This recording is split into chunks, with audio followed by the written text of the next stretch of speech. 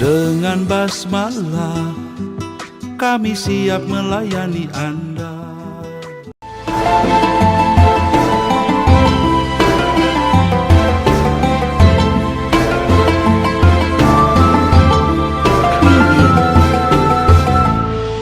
Alhamdulillahirrabbilalamin. Waladi an'amna alaina bil iman wal islam. Asyhadu alla ilaha illallah wahdahu la syarikalah wa asyhadu anna Muhammadan abduhu wa rasuluh. Amma ba'd. Alhamdulillah para jamaah sekalian, kita bertemu kembali di pengajian kita online lewat WA, dan senantiasa kita bersyukur kehadiratnya masih bisa dipertemukan pada pengajian kultum ini dalam keadaan sehat walafiat dan tidak kurang suatu apa. Mudah-mudahan apa yang kita laksanakan senantiasa berada dalam keridhoannya. Kali ini saya akan mengambil sebuah judul atau tema yang judulnya itu adalah Jadilah Hamba Allah. Para jamaah sekalian, seharusnya seluruh manusia di dunia hendaknya menjadi hamba Allah. Karena memang manusia diciptakan Allah untuk mengabdi dan berbakti kepadanya. Kita ingat kepada firman-Nya, A'udzubillahi minasyaitonirrajim, wa ma khalaqtul jinna wal insa illa liya'budun. Dan tidaklah sekali-kali aku menciptakan jin dan manusia kecuali untuk beribadah kepadaku. Tetapi pada kenyataannya yang mengabdi kepada Allah itu masih dalam jumlah yang sangat minoritas. Menurut perhitungan, katanya penduduk manusia di dunia ini mencapai sekitar 6 miliar. Bahkan ada yang menyebutkan sampai sekarang ini 7 atau 8 miliar. Sedangkan mereka yang beragama Islam itu kurang lebih 1,2 miliar. Dilihat dari kegiatan dan aktivitas manusia sehari-hari, manusia itu memang beragam. Perhatiannya dan kegiatannya tergantung kepada apakah itu menguntungkan hidupnya. Dan hal tersebut dapat diklasifikasikan kepada beberapa kelompok. Yaitu yang pertama, ada yang disebut hamba manusia. Yaitu manusia yang mengabdikan dirinya kepada manusia, di mana seluruh waktu dan perhatiannya sudah ia serahkan kepadanya. Ia senantiasa siap menunggu tugas yang akan diperintahkannya, seperti halnya bawahan kepada atasan atau pesuruh kepada majikannya. Kedua, ada yang disebut hamba harta. Ialah manusia yang perhatiannya tercurah kepada harta, karena harta sepertinya menjanjikan segala-galanya. Terkadang ia lupa terhadap dirinya sendiri, ia kurang istirahat, bahkan kadang lupa makan karena sibuk atau kesibukan sehari-harinya. Ia tidak merasa capek demi meraih harta yang ia dambakan. Yang ketiga, ada yang disebut hamba nafsu. Ialah manusia yang menghambakan dirinya kepada nafsunya. Ya, dia senantiasa mengikuti kehendak nafsunya, menuruti hobinya demi popularitas atau kepuasan dirinya, seperti yang hobi mancing atau olahraga di luar batas kewajaran yang terkadang melupakan kewajiban terhadap keluarganya atau pekerjaan lain yang lebih bermanfaat. Itu hamba nafsu. Kemudian yang keempat, ada yang disebut hamba setan. Ialah manusia yang senantiasa mengikuti ajakan dan langkah setan dan berada dalam lingkarannya. Demi kepuasan semu, sekali lagi maaf, demi kepuasan semu yang ingin diraihnya, ia sudah tidak peduli lagi dengan petunjuk agama atau petunjuk akal sehat, seperti penjudi, pemabuk, atau pelacur. Sepertinya dunianya itu memberikan kepuasan yang hakiki. Yang kelima adalah hamba Allah. Nah, kepada di sini kalau hamba Allah ialah mereka yang sadar untuk mengabdi kepada Allah, mentaati segala perintahnya dan menjauhi larangannya. Dan ia yakin hanya dengan mengabdi kepada Allah, ia akan meraih kebahagiaan dunia dan akhirat, merasakan ketenangan dan ketentraman batin, kepuasan dan kenikmatan hidup. Para jamaah sekalian, dari ragam pengabdian manusia yang sudah kita sebutkan tadi, ada 5, tentu saja manusia hendaknya sadar untuk menjadi hamba Allah. Karena dengan menjadi hamba Allah, ia akan meraih keuntungan yang besar. Kalau kita buat perbandingan, untuk menjadi hamba Allah hanya dituntut untuk melaksanakan perintah yang sesuai dengan kemampuannya. Tugas tidak berat, di dunia terhormat, di akhirat dapat rahmat. Sekali lagi Bu, tugas tidak berat, ya, di dunia terhormat, di akhirat dapat rahmat. Itu yang kita inginkan. Sementara kalau kita menjadi hamba manusia, tugas begitu berat, imbalannya hanya pas-pasan. Demikian juga hamba harta, ia harus menyita banyak waktu, perhatian tercurah, pekerjaan melelahkan, hasilnya kadang menggembirakan, kadang juga mengecewakan.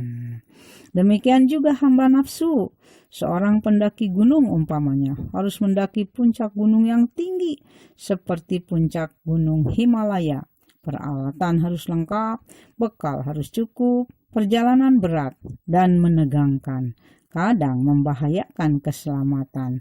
Sementara hasil yang diraihnya cuma popularitas atau piagam penghargaan. Apalagi kalau menjadi hamba setan. Kadang harta habis dengan judi, di dunia hina, kadang harus masuk penjara, di akhirat masuk neraka. Sungguh rugi dunia dan akhirat. Kita ingat kepada firman Allah, a'udzubillahi minasyaitonirrajim. Bismillahirrahmanirrahim. Wal asri innal insana lafi husrin illa ladina amanu wa amilus solihati wa tawassaw bil haqqi wa tawassaw bis sabr. Ya.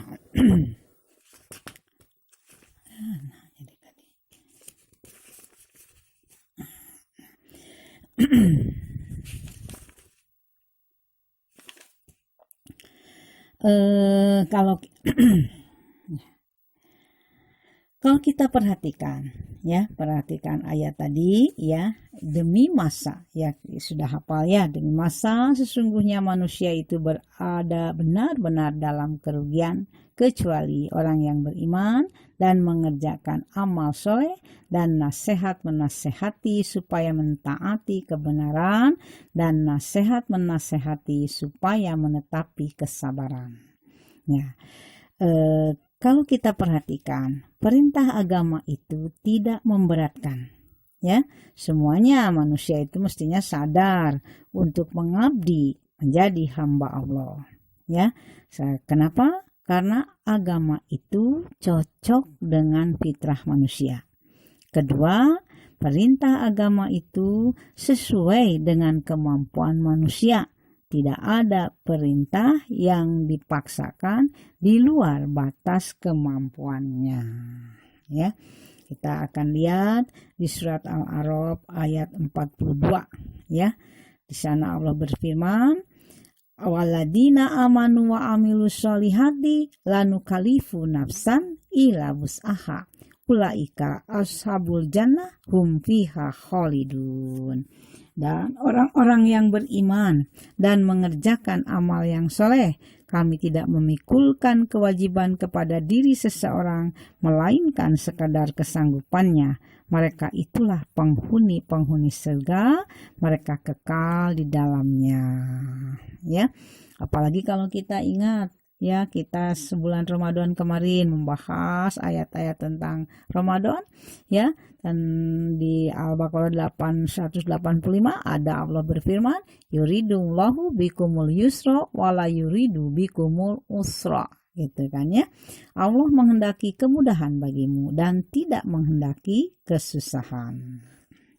Nah, kemudian di dalam surat Al-Hajj yang sering kita bahas, ya, Allah berfirman, wajahidu fillahi haqqa jihadihi wajtabakum. Nah, di sini ada tekanan wa ma ja'ala alaikum fiddini min haraj, ya, dan berjihadlah kamu pada jalan Allah dengan jihad yang sebenar-benarnya. Dia telah memilih kamu dan dia sekali-kali tidak menjadikan untuk kamu dalam agama suatu kesempitan, ya. Nah, jadi kalau kita simpulkan ayat yang tadi saya baca, surat Al-A'raf 42, Al-Baqarah 185, Al-Hajj 78, kita itu di situ akan melihat bahwa Allah menunjukkan, satu, Allah tidak akan memberatkan manusia kecuali dalam batas kemampuannya. Dua, Allah menghendaki kemudahan, dalam agama tidak ada menghendaki kesulitan. Allah tidak membuat kesempitan di dalam agama. Kenyataannya.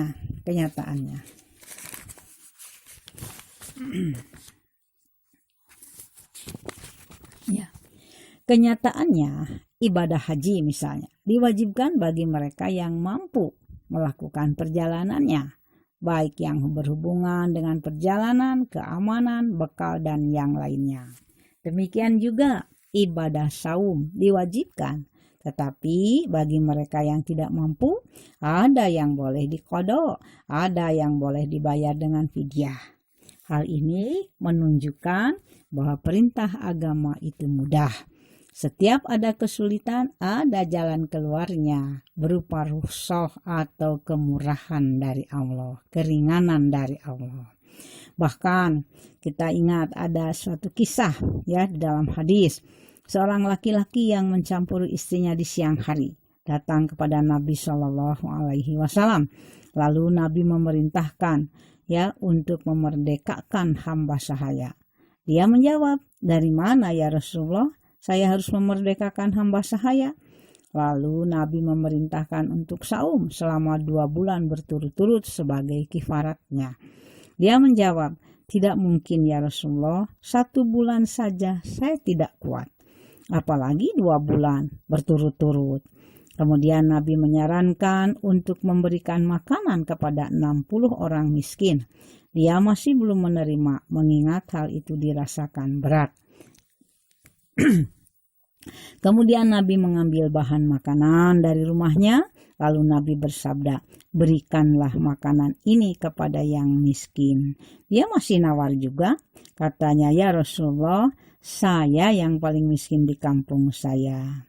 Kemudian Nabi SAW bersabda sambil tersenyum, berikanlah makanan ini kepada keluargamu. Kisah ini menunjukkan betapa mudahnya perintah agama, tidak memaksakan di luar kemampuan seseorang. Dengan demikian, apa sulitnya melaksanakan perintah agama yang telah diatur oleh Allah sesuai dengan fitrah kemampuan manusia. Karena itu, para jamaah sekalian, marilah kita semuanya menjadi hamba Allah. Jangan menjadi hamba yang lain. Kalau menjadi hamba Allah, kita bahagia di dunia, bahagia di akhirat. Kalian, kita lanjutkan tentang amalan-amalan yang lain selain tadi bermuka manis, ya, yang bisa menjadikan kita menunjukkan kita kepada jalan takwa. Ada sebuah hadis, saya bacakan artinya saja karena hadisnya panjang. Dari Abu Dzar, dia berkata, aku pernah bertanya pada Rasulullah Shallallahu Alaihi Wasallam, wahai Rasulullah, amalan apakah yang paling utama? Rasulullah SAW menjawab, beriman kepada Allah dan berjihad pada jalannya. Aku bertanya, hamba sahaya yang bagaimanakah yang paling utama? Rasulullah SAW menjawab, hamba sahaya yang paling baik menurut pemiliknya dan yang paling mahal harganya. Aku bertanya lagi, bagaimana jika aku tidak bisa mengerjakannya? Rasulullah SAW menjawab, kamu bisa membantu orang yang bekerja atau bekerja untuk orang yang tidak memiliki pekerjaan. Aku bertanya lagi, wahai Rasulullah, apa pendapatmu jika aku tidak mampu melakukan sebahagian dari amalan? Rasulullah Shallallahu Alaihi Wasallam menjawab, kamu hendaklah menghentikan gangguanmu terhadap orang lain karena hal itu merupakan sedekah darimu kepada dirimu. Hadis ini diriwayatkan oleh Sahih Muslim dan Sahih Bukhari. Di dalam kitab Sahih Muslim dan di kitab Sahih Bukhari. Kemudian ada lagi amalan yang lainnya, amalan yang suka kita anggap sepele, ya. Nah, di antaranya sesudah tadi ada yang tadi saya bacakan. Hadis yang selanjutnya, innallaha layardo anil abdi ayakula al aklata payahmadahu alaiha aw yasroba syarbata payahmadahu alaiha. Saya ulangi, innallaha layardo anil abdi ayakulal aklata payahmadahu alaiha aw yasroba syarbata payahmadahu alaiha. Artinya, sesungguhnya Allah benar-benar meridhoi seorang hamba yang sesudah makannya bertahmid kepadanya atas makanan itu, atau ketika selesai minumnya, ia bertahmid kepadanya atas minumannya itu. Ya, itu juga hadis dimuat di dalam kitab Sahih Muslim. Kita sering tidak menyangka atau tidak akan mengira bahwa ketika kita habis makan, kita mengucapkan alhamdulillah hiladi at'amana wasakona, ya. Nah, kalau habis makan dan minum kan kita berdoanya seperti itu. Tidak menyangka bahwa itu adalah amal yang baik yang bisa menghapus keburukan keburukan yang sudah kita lakukan. Jadi ada amal-amalan yang kita tidak mengira, ya, yang tidak menganggapnya sepele. Kita banyak mengira itu kan amal-amal biasa, ya, doa-doa yang sudah biasa, padahal menunjukkan ke jalan takwa. Ada lagi sebuah hadis yang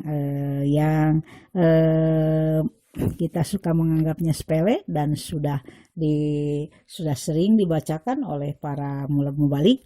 Di antaranya saya bacakan artinya saja karena panjang.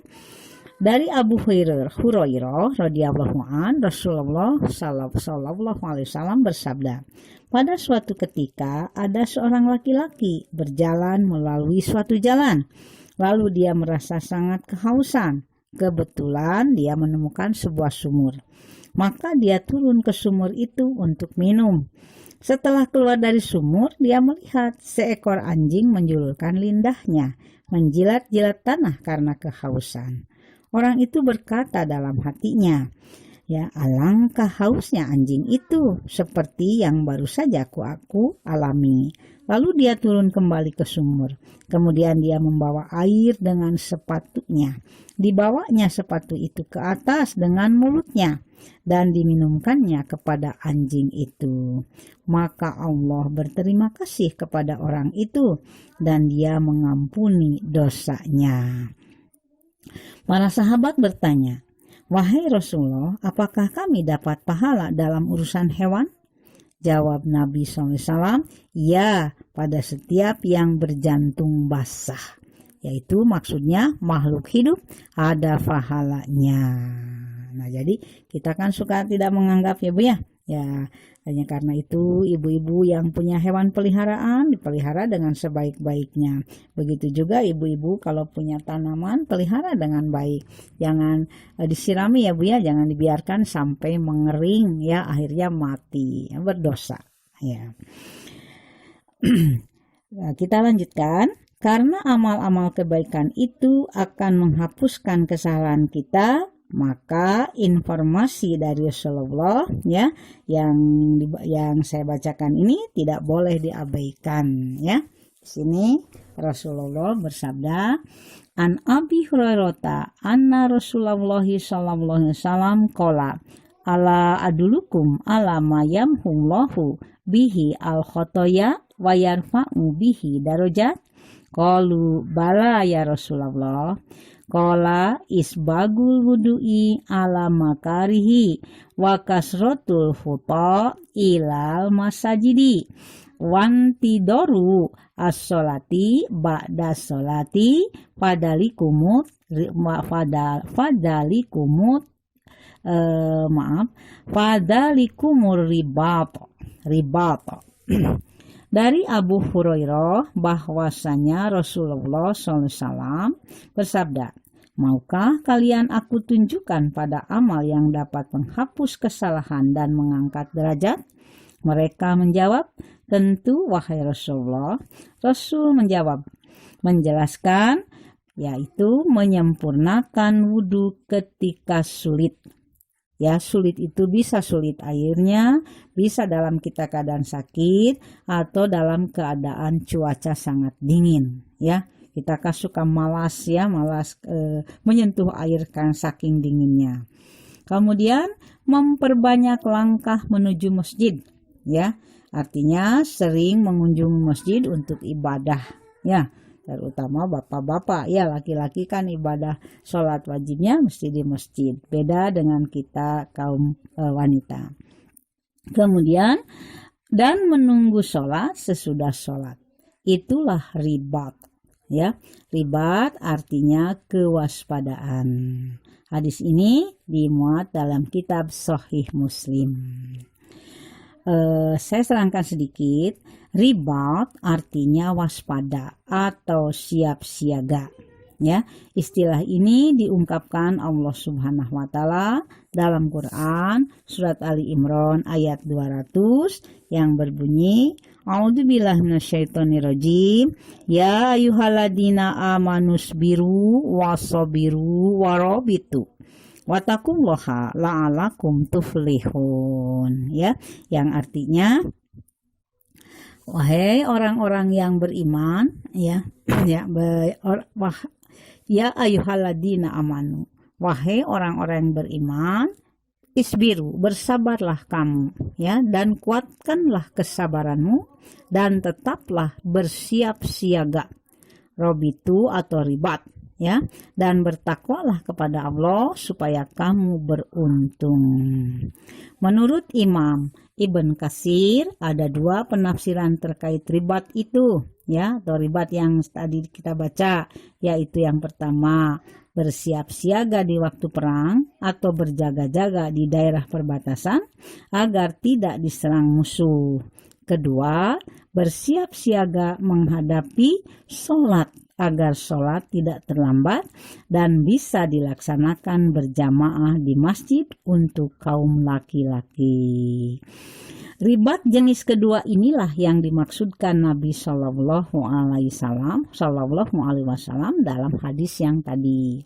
Prakteknya bukan dengan berdiam diri di masjid, akan tetapi setiap selesai satu sholat ya satu sholat wajib, maka seseorang selalu teringat jam berapa sholat berikutnya.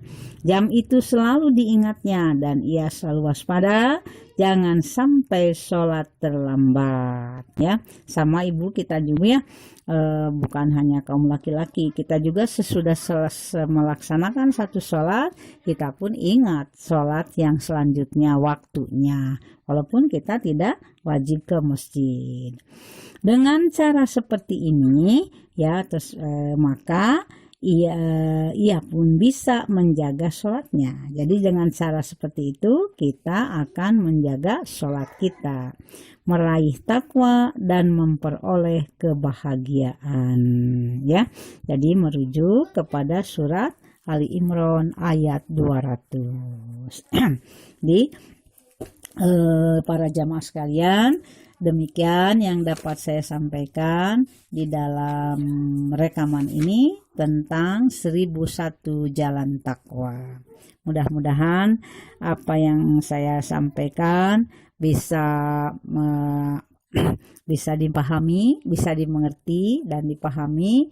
Mohon maaf Allah kalau ada kekurangan dan kesalahan ya, terutama kesalahan di dalam masalah bahasa Arabnya ya, mohon dimaklumi dan dibukakan pintu maaf seluas-luasnya. Demikian, insya Allah kita bisa bertemu kembali di alam nyata ya pada waktu yang akan datang. Aku qouli hada wa astagfirullah li wa lakum.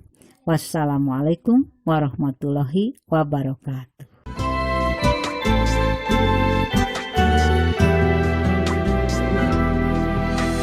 Dengan basmalah kami siap melayani Anda.